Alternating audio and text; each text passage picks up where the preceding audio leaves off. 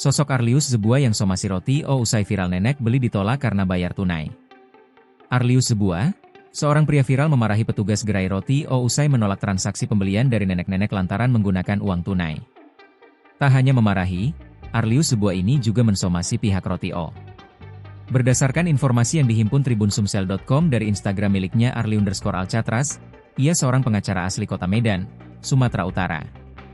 Dalam unggahannya, Arlius juga kerap mengunggah sejumlah kasus hukum yang ditanganinya. Sosok Arlius Zebua disorot usai meluapkan amarahnya dan mendatangi gerai roti buntut lansia beli roti ditolak pembayaran tunai. Adapun gerai itu disebut hanya melayani pembelian menggunakan Quick Response Indonesian Standard, KRIS. Video itu diunggah di akun TikTok Arlius_Zebua, Jumat, 19 Desember 2025. Kejadian ini bermula saat seorang nenek hendak membeli roti di outlet kawasan halte busway Monas, Jakarta. Nenek tersebut lantas dibela oleh pengacara bernama Arlius Zebua, yang kebetulan ada di lokasi kejadian. Arlius kemudian melayangkan protes kepada pegawai roti O. Ia menyayangkan kenapa menolak pembayaran tunai, cash, sedangkan nenek-nenek tersebut tidak memiliki KRIS. KRIS kepanjangan dari Quick Response Code Indonesian Standard, adalah standar nasional kode QR dari Bank Indonesia untuk mempermudah transaksi pembayaran digital. Arlius lalu meminta pegawai roti O agar menelpon bosnya.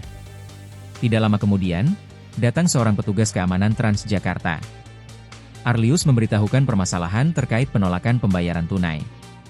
Menurutnya, uang keluaran Bank Indonesia, BI, saat ini adalah alat tukar yang sah digunakan. Pada akhir video, Arlius tampak menolong nenek-nenek tersebut. Pengacara asli kota Medan, Sumatera Utara itu kembali meluapkan kekecewaannya.